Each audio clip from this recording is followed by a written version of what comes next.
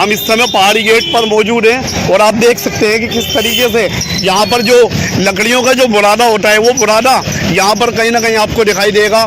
हालांकि जितने लोगों ने उस एक्सीडेंट को देखा उसको देखकर लोगों को कहीं ना कहीं नींद नहीं आई और रातों को वो करवटें बदलते रहे, क्योंकि इतना भयंकर इतना खतरनाक एक्सीडेंट कभी जीवन में ऐसा होते हुए नहीं देखा है। हालांकि ये बड़ी दर्दनाक जो हुआ है, कल वारदात हुई है, ये काफ़ी चौंका देने वाली है और हम आपको दिखा सकते हैं। देखिए सामने जो डिवाइडर आप देख सकते हैं, यही वो डिवाइडर है और यही वो नैनीताल रोड है जहाँ से दिल्ली से ये रोड चलकर आता है और नैनीताल की ओर ये रोड जाता है। तो जो बिलोरो गाड़ी थी वो गाड़ी फिलहाल यहाँ पर खड़ी हुई थी, मुड़ने के लिए थी।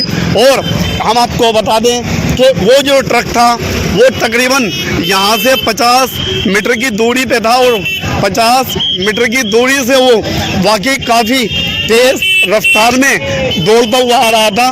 जब ट्रक यहाँ मौके पे पहुंचा तो उनने यहाँ ये जो आपको दिखाई दे रहा है डिवाइडर, इसी डिवाइडर से वो टकराता है और टकराने के बाद यहाँ बिलोरो होती है, ठीक उसके ऊपर वैसे ही पलट जाता है।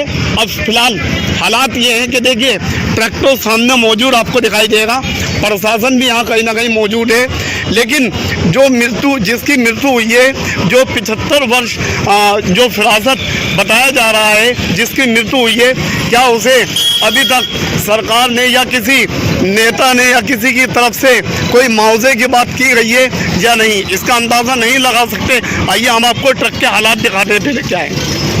देखिए फ़िलहाल जो ट्रक के हालात हैं वो ये हैं, आप देख सकते हैं कि यहाँ जैसे ये वहाँ पड़ा हुआ था उसी तरीके से यहाँ ये मौजूद है और ठीक उसी कंडीशन के अंदर है। हम आपको ट्रक के एकम एक पार्ट्स दिखाते हुए चल रहे हैं, क्योंकि ऐसा लगता है कि कहीं ना कहीं एक्सीडेंट काफ़ी भयंकर है। और 28 दिसंबर को ठीक एक्सीडेंट हुआ था। यही वो ट्रक है जिसने एक मासूम की जान ले ली। बुरादा इसके अंदर फिलहाल लकड़ी का भी है और बुरादे को देख के ऐसा लगता है कि कहीं ना कहीं ये ट्रक वाकई में ओवरलोड था, जो कि ड्राइवर ने डिवाइडर पे गाड़ी चढ़ाई। डिवाइडर पे चढ़ाने के बाद ये ठीक बिलोरो के ऊपर पलटा और 54 वर्ष जो फिरासत था उसकी मौके पर ही डेथ हो जाती है। रील की कई हड्डियाँ उसकी हो जाती हैं, टुकड़े हो जाते हैं हड्डियों के। उसका सिर उसके अंदर बिलोरो में फंस गया था, जो यहाँ के लोगों ने, प्रशासन ने उसे जैसे तैसे करके निकाला और उसके बाद रामपुर के बड़े हॉस्पिटल में पहुँचा दिया गया, जहाँ उसकी मौके पे मृत्यु बता दी गई, डॉक्टरों द्वारा मृत्यु बताई गई है। आप देख सकते हैं कि ओवरलोड है, लेकिन ये कहीं ना कहीं बड़ी हैरानी की बात है कि किस तरीके से इस ट्रक की ये जो ट्रैफिक पुलिस जो आरटीओ होते हैं उसे कहीं ना कहीं ये देखना चाहिए कि गाड़ी के अंदर माल लोड कितना है कितना नहीं है। परिवहन विभाग की तरफ से ये नियम जारी किए गए हैं कि ओवरलोड गाड़ी अगर जो होती है तो उसका वायलेशन का चालान किया जाता है। देखिए यहाँ पर इस समय जो हमारे साथ चश्मुदीद गवाह हैं, हम उनसे भी इस समय बात करेंगे और ये पूछेंगे कि किस तरीके से ये एक्सीडेंट हुआ है। हालांकि सीसीटीवी कैमरे की फ़ोटोज़ हमें मिल चुकी है और उसको हमने देखा तो वाकई में बड़ा दर्दनाक एक्सीडेंट होता हुआ दिखाई दे रहा है। ये रामपुर उत्तर प्रदेश पहाड़ी गेट के ठीक मैं सामने खड़ा हूँ, सामने मस्जिद है और पैदल पथ का जो है वो भी कहीं ना कहीं दिखाई दे रहा है, लेकिन वो कहीं टूटा हुआ दिखाई दे रहा है। यहाँ प्रशासन और ट्रैफिक पुलिस की तरफ से, लोकल पुलिस की तरफ से मौजूद है, लेकिन सवाल इस चीज़ का है कि क्या ये प्रशासन लगातार यहाँ पर रहेगा, मुस्तैद रहेगा। यहाँ रिक्शाएँ खड़ी होती हैं, देख सकते हैं आप। सर आपका नाम क्या है? मोहम्मद उबैर नाम है मेरा।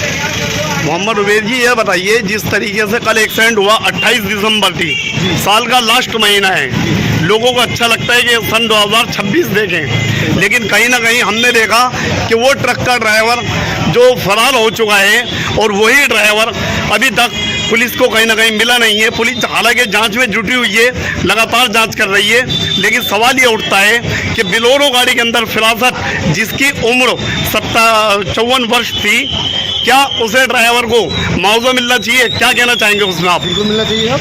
जी बिल्कुल। अच्छा ये बताइए, जो एक्सीडेंट हुआ था, क्या आप मौके पे थे यहाँ पर? जी मैं अपनी दुकान के अंदर था। अच्छा, आपको क्या मतलब एहसास हुआ, क्या आपको पता चला जब कहीं आवाज़ आई या भगदड़ मची या फिर जी आवाज़ आई, खतरनाक आवाज़ आई, धमाका एक्सीडेंट की? हाँ, एकदम खौफनाक आवाज़ आई, धमाका हुआ। हम सबने बाहर निकल के देखा तो ये जो भूसे, ये जो था लकड़ी की कुर्सी का ट्रम्बा, ये लौटा हुआ था। तो लोगों ने बताया इसके नीचे बोलेरो गाड़ी भी है और कुछ लोगों की दबने की आशंका भी है। तो ये हमने बाद में जब पलट लौट गया तब हमने बाहर निकल के देखा। अच्छा, हमने कुछ लोगों से ये सवाल किए, रामपुर उत्तर प्रदेश में ये जो मोहल्ला, ये तो पहाड़ी गेट इलाका लगता है और ये चौक है, पहाड़ी गेट का चौक है। ये रास्ता आपका कैमरी की तरफ है, कैमरी की तरफ है ना, और ये आपका बिलासपुर की तरफ है।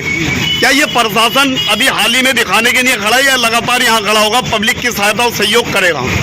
हाँ साहब, वैसे कभी कभी खड़े होते हैं, कभी नहीं होते हैं खड़े। जब जाम लग जाता है तो ज़्यादा प्रशासन आता है, वैसे तो प्रशासन की कमी है, प्रशासन है नहीं। बाकी लगे खड़ा होता ही है यहाँ पर, जो भी डिलीवरी जी लगातार सुबह से रात को 9-9, 10-10 बजे तक ड्यूटी रहती है। लेकिन कल जो एक्सीडेंट हुआ है मौके पे, अब इसमें प्रशासन तो क्या वहाँ करेगा? आने जाने वाली गाड़ियों को क्या करेगा? प्रशासन का कोई इसमें गलती थोड़ी है।